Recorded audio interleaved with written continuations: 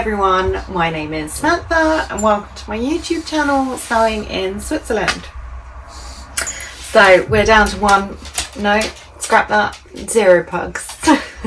My husband is making lunch and they all seem to think that they're somehow involved in this activity, so hopefully someone will appear shortly. So we've not done a Skillshare in a while, so I thought this would be a really great opportunity to do one. And what I thought we would do it on is demystifying, or jargon busting, those sewing terms, those pesky sewing terms that you read or you might see and you might think, what does that mean? And these are the ones that I personally came across in my sewing journey and relatively early on and thought, not a Scooby, not an actual Scooby. So do feel free to add in the comments if there's any kind of sewing terms that you've encountered and thought, not a clue. And then we can kind of demystify it together. Or if you're further on in your sewing journey, do feel free to comment the ones that kind of got you early on, or relatively later, whenever it was, and you thought, actually, what does this mean? So yeah, I thought this would be a really fun one. I was reading a sewing pattern the other day, and one of the terms, I thought if I'd come across that as a beginner, I'd probably be quite confused. So it's really good to go through these sometimes. So let's get into it. So first on my list I have positive or negative ease. So you might see this in a sewing pattern, especially if you're using a sewing pattern that comes from a magazine like the Burda magazines or the Talco magazine, and then you might get a pattern and it will say in terms of what size to go for, it might say something along the lines of go for your bust measurement but add 2 inches of positive ease, or 2.5 inches of positive ease. And you might read that and think, well, I don't know what that means. It basically means measure your bust and then add an extra 2 or an extra 2.5 or whatever the pattern calls for inches to that measurement. So you're working to a slightly bigger measurement. And positive ease is basically, how would I describe it? It's basically the extra space that you have in a garment. So if you made a garment that was specifically to your exact measurements, that would be like becoming a sausage. I don't really know how else to describe it. You would basically be putting on like a second skin, like a sausage skin or something. It would be so close to your body, there would be no ability to move. So the positive ease is the space between your body and the garment. So that is what gives you that ability to move within the item, to move within the clothes that you're wearing. So yeah, 2.5 or 2 inches of positive ease. I'm just picking that number because I read it recently, but any kind of number of positive ease is the extra space in a garment that allows you to move. So you would take your measurements and then add that positive ease onto it. Usually they are included in a pattern.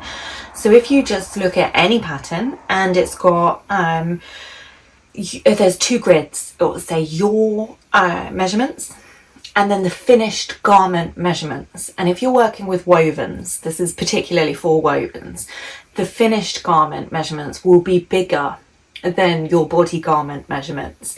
And that bigger size, that bigger set of numbers is the positive ease. That difference is the positive ease. So that is what that means if you come across that. It's just the extra room that you have to move within the garment.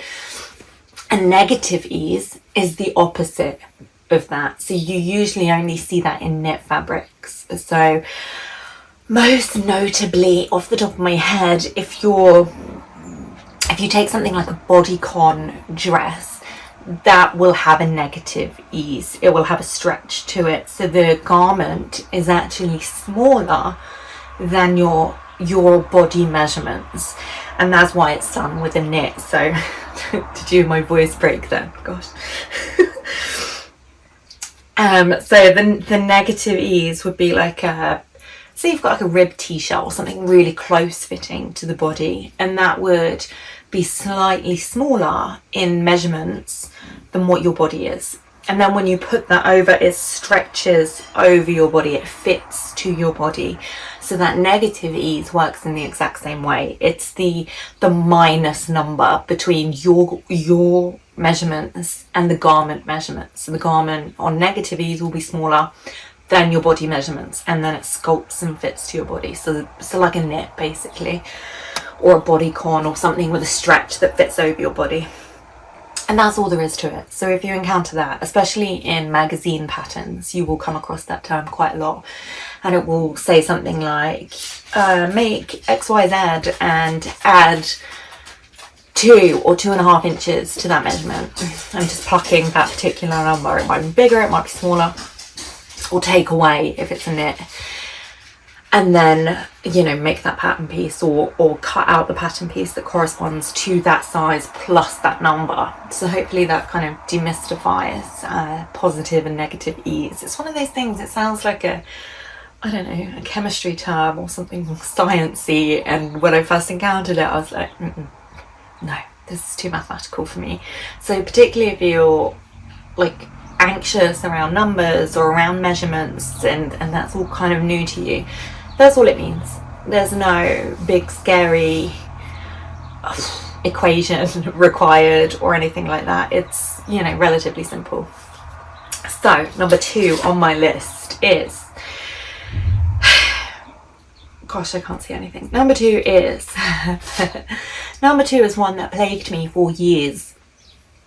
Tailors tacks. Tailors tacks, super simple it turns out. I remember first hearing the term Tailors tacks on, gosh, maybe the first series of the Great British Sewing Bee back in the days on BBC. And I heard this term Tailors tacks and I thought, no, what could that possibly mean? It sounds like something, if you do something wrong, like, I don't know, Patrick from the Sewing Bee is gonna like pop up from behind your sofa and shout at you or something. Some sort of Savile Row tailor's gonna send you like a sternly worded letter.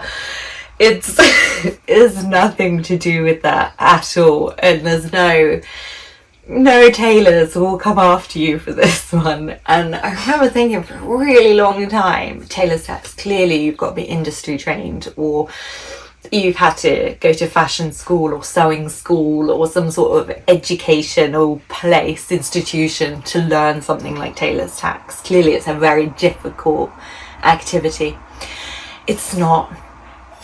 It basically means, and I felt so relieved and so silly once I found out what this meant. Tailors tacks are basically where you've got your fabric and then you put your pattern piece over the top, and say that pattern piece has a markings on it for a patch pocket. So imagine it's like a bodice t-shirt or something, and you've got that bodice piece, and right in the middle, let's say, there's a marking. Threads. Anybody else permanently covered in tiny thread snippings wherever they go? And yeah, say there's like a patch pocket, and you're thinking, well, how am I going to mark the patch pocket onto my fabric? How am I going to do that? I could use a pen, but then risk the possibility of it marking permanently, or I could use a bit of chalk, but then I'm going to have to lift up the pattern and try and, you know, draw it directly underneath, or I'm going to use a pin, and if it's like lightweight fabric it might leave a mark. So how else could I do that without, you know, a pin pulling or something? You know, it's quite tricky to mark that in the middle of a pattern piece. A tailor's tack is basically you take a needle and you thread it with a little bit of thread, and you push the thread and the needle through the pattern piece and through the, say, the bodice, where that patch pocket point or that patch pocket marking is. And then you just pull the paper off of the thread so that the thread and the needle just run through all of the bodice pieces. Then you just lift it up and snip so that one side or one piece has got that bodice, that patch pocket marking, and another side might have it too. And it's the same, you can do it with pockets, with darts. It's basically, in its simplest terms, a way in which to mark the pattern information using thread onto your fabric. So instead of using a pen or chalk or whatever your preferred method is, it's literally using a needle and thread to mark the pattern markings from the pattern, and that's it. That's literally it. No Patricks shout at you from behind your sofa. No one sends you a letter saying you're not a tailor, you're not allowed to do this. So, as ridiculous as that is. And that's it. That is literally it. It's just a way to mark the pattern markings. And if you would like a tutorial on this, I'm more than happy to make one. Let me know. Let me know if that's something that you've always known what it means. I think people who are taught organically, if you have like a family member or someone who has taught you how to sew, that's something that's usually passed along, that kind of information, that kind of jargon. But it was new to me. It was very daunting. But that's literally all it means. It's super simple, super easy to do. Could have saved myself a lot of trouble with that one. So, number 3. Number 3 comes up all the time, and I have actually had a message from someone saying, what does this mean? So, grading the seam. Basically, all you do is where you stitch a seam. Oh, we've got a... No, he was returning, but now he's behind the camera, I think. Okay. So... grading the seam. So imagine you're making a pocket again, let's say. A pocket on the outside, let's just say for argument's sake. And you need to finish that top piece because that's going to be visible. So you sew your seam together, you sew your pocket pieces together maybe. And you have a seam at the top. And you're thinking, well... if I now just fold that under, that's going to be really bulky. So grading the seam is when you snip one side of your seam edge smaller than the other seam edge. So you create this kind of tiered level basically between your seams. So one slightly longer and one slightly shorter.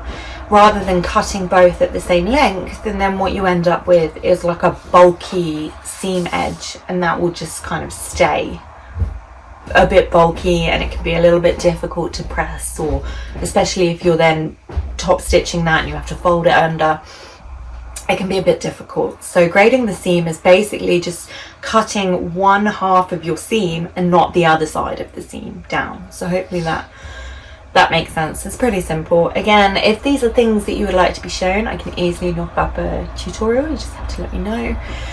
This is just supposed to be like a high level jargon busting session, and then we can take it into something, you know, more in depth if that's something that you feel you would like or feel you would need. So okay, you get extra points for this one. The next one is, what is the difference between understitching, edge stitching, and top stitching? They all sound relatively similar, and they're all used in relatively similar scenarios. So it can be really tricky to understand what it means when a pattern says edge stitch this, or top stitch this, or understitch. What is the difference? So we'll start with understitching. Understitching is the most different from the 3 of them because it is not visible on the finished garment. So edge stitching, I don't know why I'm tripping over this word today. Edge stitching and top stitching will always be visible on the right side of the garment, on the finished garment. You will be able to see your top stitching or your edge stitching. Usually, I mean, there are exceptions, as there are with everything. But, you know, as a general rule of thumb, we'll say, understitching is basically where you, oh, we've got another joiner. Hello. Hello, tiny dancer. So understitching is, imagine you have stitched a seam, and we're going back to that pocket scenario. So we've stitched a seam, and then we're going to eventually need to fold the inside of that down and press it. So understitching is where you stitch the edge of that seam, the seam that you have stitched, whatever is left. So not the actual garment itself, just the seam. And you're stitching the seam down. So you're stitching it all together. So the layers of the seam will be stitched. And that is understitching. And it's basically what you're doing there is you're adding bulk, you're adding stability, you're adding, you know, an extra line of security there. So if you imagine it's on a pocket and you stitch the seam edge together, when you then turn that pocket or that seam outright, so you're folding it in on itself, that edge will fold easily. That edge will then stay, well, it's more likely to stay in position because it's got that additional weight, that additional stability that is holding it in one place. So it adds that kind of, that bulk that gives you a really nice crisp finish when you then fold that under and, you know, press it, particularly if you're working with a pocket, for instance. That's the first one that comes to mind. Then you would understitch the seams together before you then fold that under to create that pocket edge. I'll just check my notes and see if I've written anything else. So yeah, it's always done with the intention of not being visible, usually on the inside of a seam, adding bulk and strength. Yeah, and that is understitching. So understitching is when you usually stitch the seam and it's under and it's not visible. So hopefully that's clear. Again, if you want a whole video on this, just let me know. It's no problem. So top stitching and edge stitching are slightly different. We'll start with edge stitching. Now, edge stitching is when you stitch very, very close to the edge of the garment, to the edge of the pocket, for instance. An edge stitch is usually, well, definitely no more than 3/8 of an inch away. So it's usually, is it 3/8 of an inch? Yeah, no more than 3/8 of an inch away from the edge. So it's very, very close to the edge. And it's usually there to, again, add stability, to add a really neat finish by edge stitching. And it kind of is also there for protection. So for instance, like a pocket or an opening or something that you've got there that needs that kind of extra protection. I'll just check my notes, see if I've written anything. Very close to the edge, no more than 3/8 of an inch away. Yep. So top stitching, slightly different. Top stitching is usually done with a marginally longer stitch. So you would make your top stitching, the length of the stitch, just ever so slightly longer. And it's usually done for aesthetic reasons, to be honest. So it's for outlining a garment or adding definition to a garment, or if you top stitch and you top stitch well, it can also add depth to a garment, so it adds a real professional finish. So it's a marginally longer stitch, and that's so you can see it better, and it's always done more than 1/4 of an inch or 1/4 of an inch away from the edge. So it's not as close as the edge stitch. It sits slightly further away, and that adds that silhouette, that outline, that definition that top stitching is known for. And that is the differences. So my friends. I would love to know what you think. Have you got any sewing jargon blunders that drive you nuts? Have you had any in the past? And would you like, or it doesn't matter if they're not as part of this video, but if you have any in particular that have, you know, been bothering you and you'd like a video on it, do let me know and I can add that to my list, and then I'll get around to it. So I wish you all a wonderful day and a wonderful weekend, and I hope you have some sunshine but not too much, and yeah, may your day be great. Thanks so much. Bye.